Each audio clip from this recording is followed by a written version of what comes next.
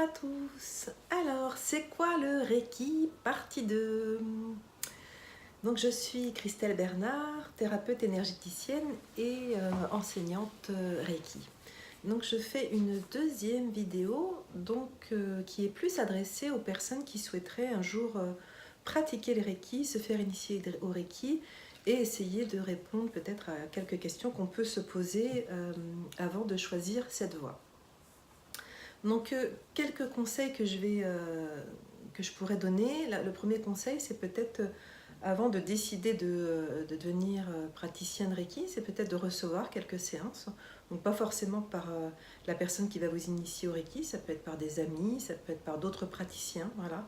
Il n'y a pas d'obligation de recevoir des séances par l'enseignant de Reiki, mais je trouve que c'est intéressant quand même de savoir ce que c'est que de recevoir une séance de Reiki avant de vouloir pratiquer le Reiki. Comment trouver un maître enseignant Reiki? Donc, comme je l'ai dit dans la précédente vidéo, par recommandation, par bouche à oreille, je trouve que ça c'est vraiment le mieux. Mais aussi par internet, évidemment, en consultant le site internet de l'enseignant de Reiki et de vous connecter un petit peu à tout ce qui est dit, à tout ce qui est écrit sur le site et voir si ça résonne avec vous en regardant la photo et puis s'il y a le moindre doute de rencontrer cette personne. Voilà. Mais déjà par tous les écrits, ça peut déjà vous résonner avec vous et c'est ça qui est important. Le feeling est assez important parce qu'il y a un rapport très très personnel avec l'enseignant de Reiki et l'élève de Reiki. Donc je trouve que le feeling est assez important. De regarder également, donc ça c'est des premières bases, hein, d'être en harmonie avec les énergies de l'enseignant de Reiki. Donc, de consulter aussi le programme de ces stages de Reiki. Donc moi, par exemple, le premier degré de Reiki, je le fais sur 3 demi-journées, avec un espace de 1 semaine ou 15 jours d'intervalle entre ces demi-journées, parce qu'il y a un travail qui se produit, qui se réveille, qui se révèle après les initiations. Donc je trouve ça intéressant de donner cet espace. Il y a certains maîtres enseignants qui pratiquent des stages de Reiki sur un week-end. Je ne suis pas contre du tout, moi ça ne me convient pas du tout dans ma façon de travailler. Voilà, donc à vous de voir justement ce qui vous convient le mieux. Regardez aussi le nombre de personnes dans les groupes, voilà, si c'est des grands noms, et si vous préférez être un peu noyé dans la masse dans un grand groupe, être un peu plus anonyme, ou si vous préférez dans un petit groupe plus intime. Moi je reçois pour l'instant des groupes de 4 personnes. Voilà, donc c'est assez intime, mais je pourrais très bien, ça m'est arrivé d'avoir des groupes plus grands, de 6, 8 personnes, c'est aussi très agréable. Donc là, je reste sur des groupes de 4 personnes, mais j'envisage d'agrandir quand même l'espace à des plus grands groupes. Donc à vous de voir si vous préférez des petits groupes intimes de 4, 6 ou 8 personnes, ou si ça ne vous dérange pas d'être dans des grands groupes, regardez ça aussi. Le programme, le premier degré, moi je vous dis c'est sur 3 demi-journées avec 15 jours d'intervalle. Le deuxième degré est sur 3 journées complètes, pareil avec cet espace d'1 semaine ou de 15 jours d'intervalle entre ces journées. Et le troisième degré, pour moi, est sur 6 journées complètes, sur une durée de 6 mois, à raison d'1 journée par mois. Donc il y a un grand travail qui se fait pendant cette période-là. Et le quatrième degré, parce qu'il y a 4 degrés dans le Reiki, pour enseigner le Reiki, se fait sur une période entre 9 mois et 12 mois. Donc les personnes m'accompagnent comme maître assistant dans tous les stages de Reiki que j'organise. Vous commencez à consulter, si tout déjà est bien réuni, vous pouvez commencer à consulter le calendrier des stages. Si tout correspond, les dates correspondent avec votre agenda, les tarifs vous conviennent aussi, c'est que vraiment c'est juste pour vous, voilà, c'est que vous pouvez y aller sans problème. Quand c'est fluide comme ça, c'est fantastique. Quand les dates ne correspondent pas, moi je dis souvent aux personnes, c'est peut-être que c'est pas le moment, il faut peut-être attendre, il y a peut-être des choses à passer avant, donc il n'y a pas à forcer les choses ou à regretter ou à être déçu, voilà, tout est juste. Les tarifs aussi varient beaucoup, donc moi le premier degré est à 180 €, ça fait 60 € la demi-journée. Le deuxième degré est à 300 €, donc on est à 100 € la journée. Le troisième degré est à 600 €, ça nous fait 100 € la journée.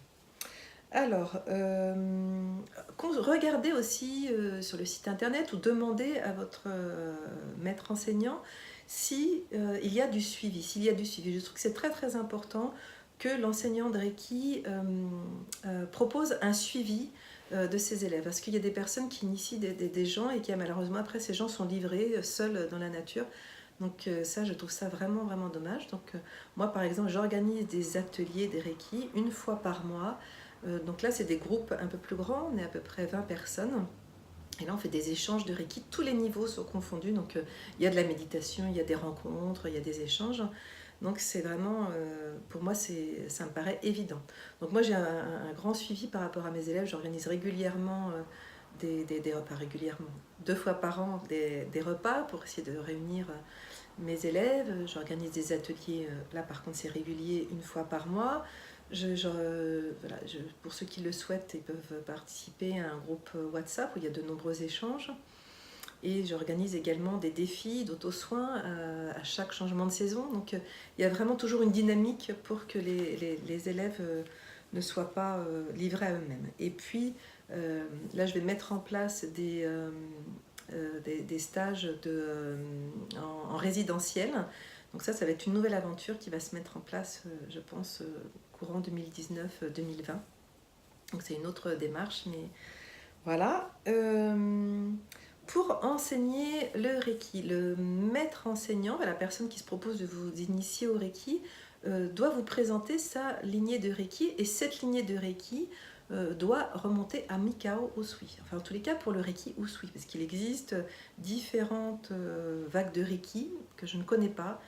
Donc je ne pourrais pas en parler, mais dans tous les cas, si vous voulez vous faire initier au Reiki Usui, votre maître enseignant doit vous présenter sa lignée de Reiki qui doit remonter jusqu'à Mikao Usui. C'est-à-dire que le maître enseignant de votre maître enseignant a dû être initié par un maître enseignant, par un autre maître enseignant, par un autre maître enseignant, qui a été initié lui-même par Mikao Usui. Voilà, donc ça c'est important.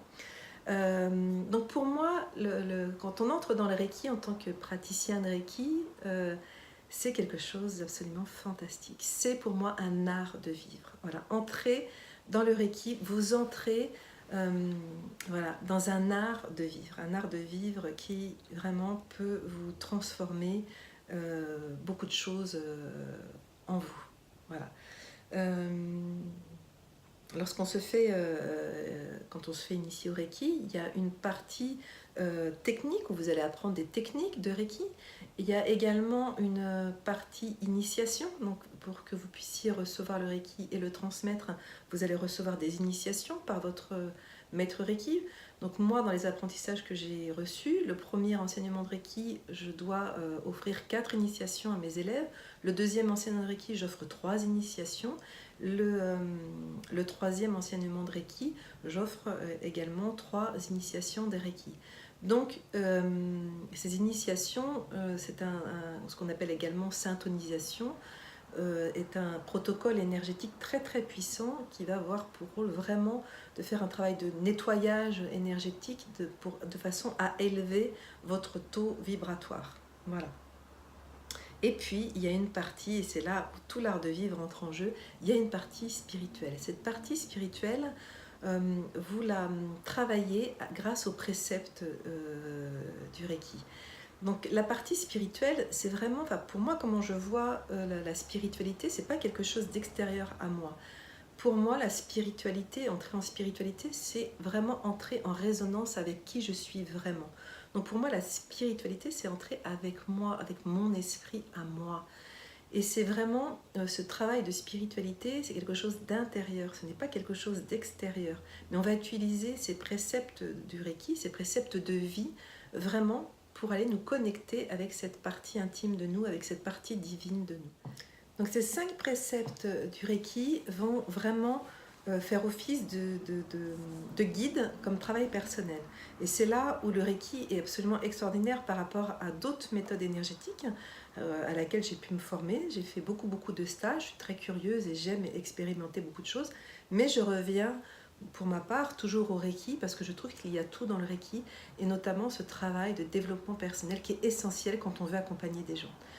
Donc grâce à ces 5 préceptes, et puis aussi à l'enseignant qui va vous guider vers vous-même pour vous deveniez vraiment qui vous êtes vraiment, ces préceptes sont vraiment un vrai guide. Donc il n'y a pas de dogme, il n'y a pas d'obligation, c'est juste un guide, une ligne de conduite, et c'est quelque chose de très agréable qui se vit avec beaucoup de plaisir. Donc c'est pour ça qu'il y a énormément de gens qui viennent vers le Reiki. Enfin, moi j'ai beaucoup d'élèves en tout cas qui m'accompagnent, qui suivent mes stages de Reiki et qui ne veulent pas du tout devenir praticiens de Reiki, mais qui viennent faire un travail de développement personnel à mes côtés. Et je trouve que c'est ça qui est extraordinaire dans le Reiki. Donc le Reiki, c'est à la fois un travail de développement personnel, c'est surtout un travail de développement personnel. Et la cerise sur le gâteau, évidemment, c'est de travailler sur le plan énergétique, d'accompagner des gens pour les aider à aller mieux aussi. Mais ça, pour moi, c'est plus on va dire le Reiki, comme je dis toujours, c'est vraiment quelque chose de tellement énorme qui prend un pas sur notre vie tout entière. Moi, la pratique du Reiki, c'est pas juste en cabinet, c'est pas juste quand je reçois des gens, c'est pas juste quand je fais des séances, j'incarne vraiment les préceptes du Reiki dans ma vie, j'incarne le Reiki dans ma vie, vraiment, vraiment, vraiment, vraiment.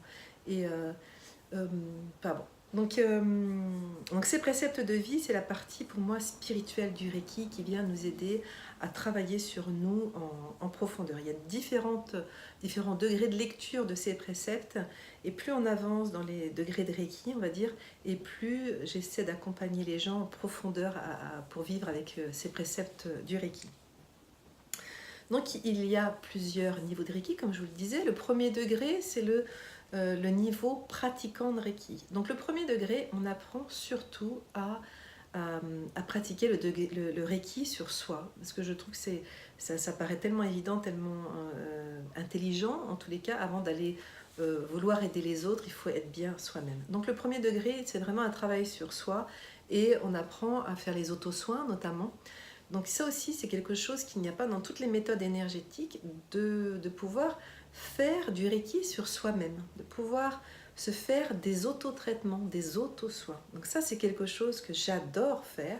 Donc moi, quand j'ai reçu mes premiers enseignements de Reiki et que j'ai découvert l'auto-soin, ça a été extraordinaire. Et puis aussi, voilà, il y a des personnes qui ont du mal à s'occuper d'eux-mêmes, qui ont tendance à vouloir s'occuper des autres. Il y a beaucoup de sauveurs quand même qui viennent pour se faire initier au Reiki. Donc mon rôle, c'est de les ramener à eux-mêmes. Et l'auto-soin, je trouve, nous ramène à nous-mêmes. Voilà.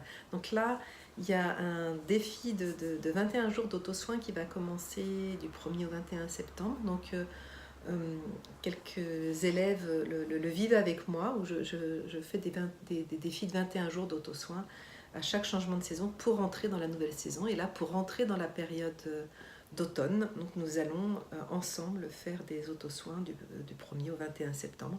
Bon, chacun le fait à l'heure qu'il veut, quand il veut évidemment, mais j'envoie un petit message à tous les participants pour booster les troupes. Voilà. Donc pour le premier degré, on devient pratiquant de Reiki, c'est-à-dire qu'on apprend à faire du Reiki sur soi, on apprend à se traiter soi-même avec le Reiki. Et puis quand même à la fin du stage, ce protocole d'auto-soin, vous allez le transposer sur une autre personne, sur un binôme, et vous saurez quand même en sortant du premier degré de Reiki, vous saurez quand même faire un soin sur une autre personne.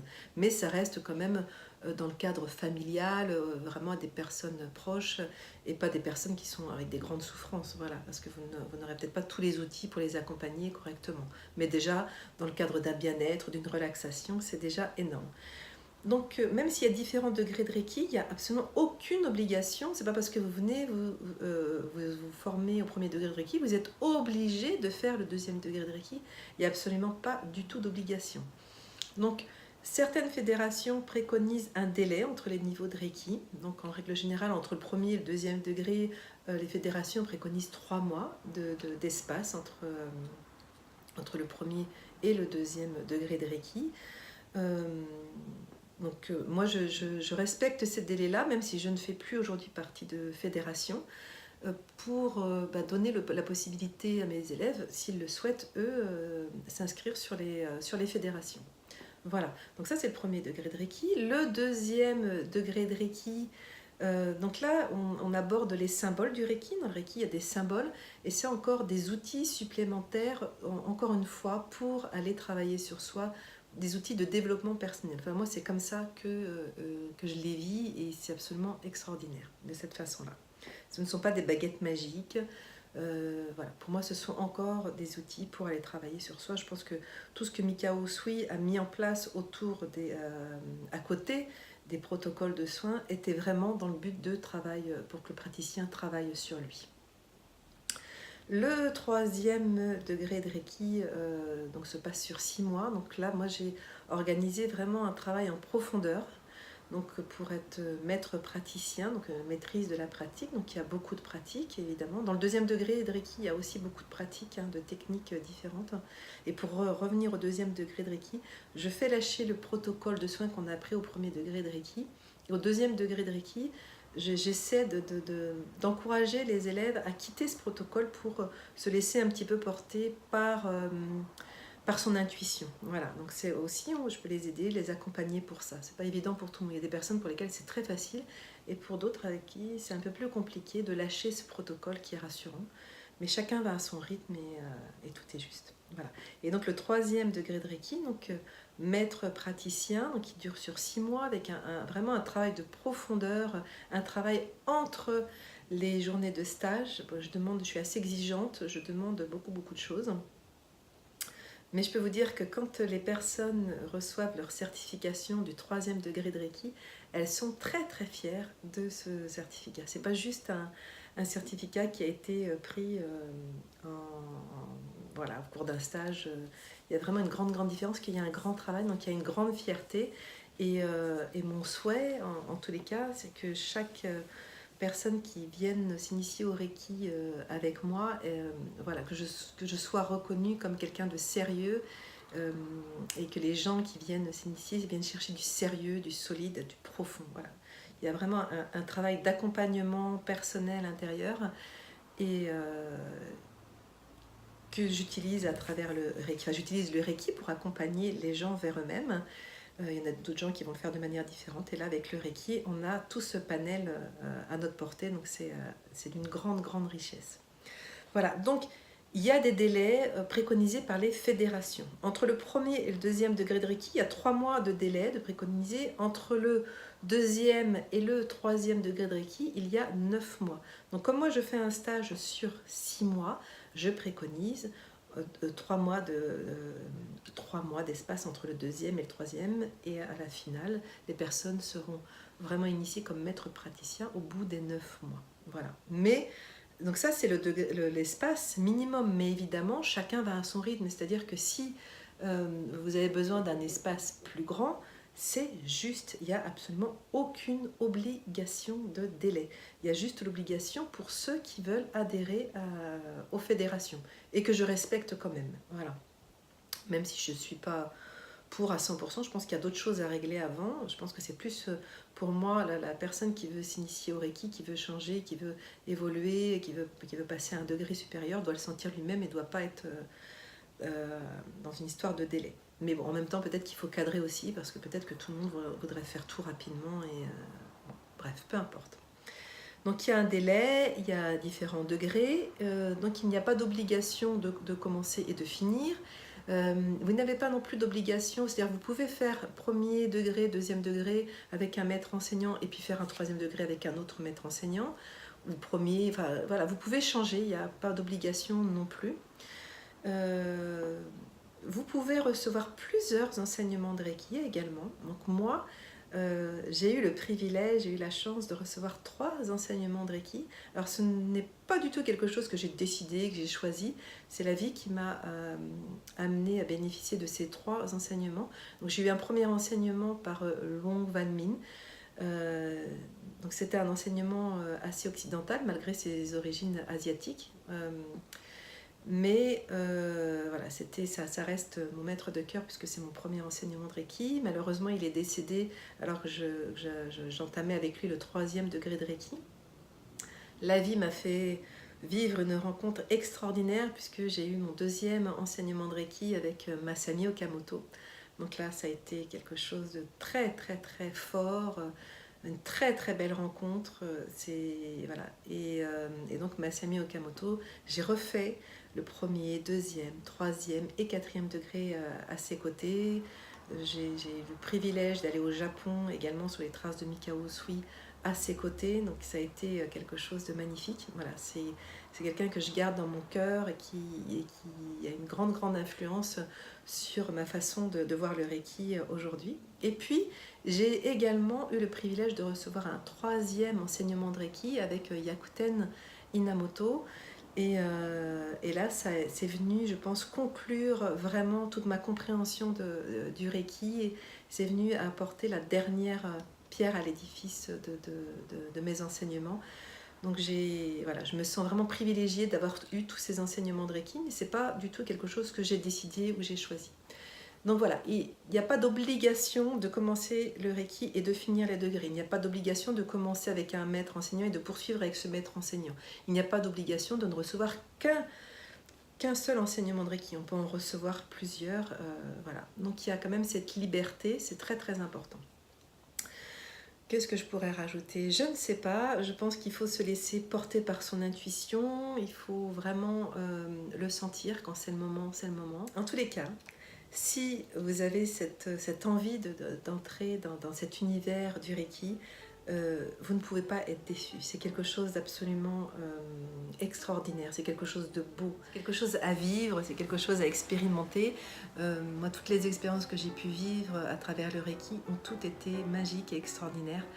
Donc voilà, si j'ai plaisir aujourd'hui à le partager, donc voilà, si j'ai pu vous donner envie de rencontrer les Reiki en vous faisant initier vous aussi au Reiki, bah écoutez, j'aurais réussi le but de cette vidéo.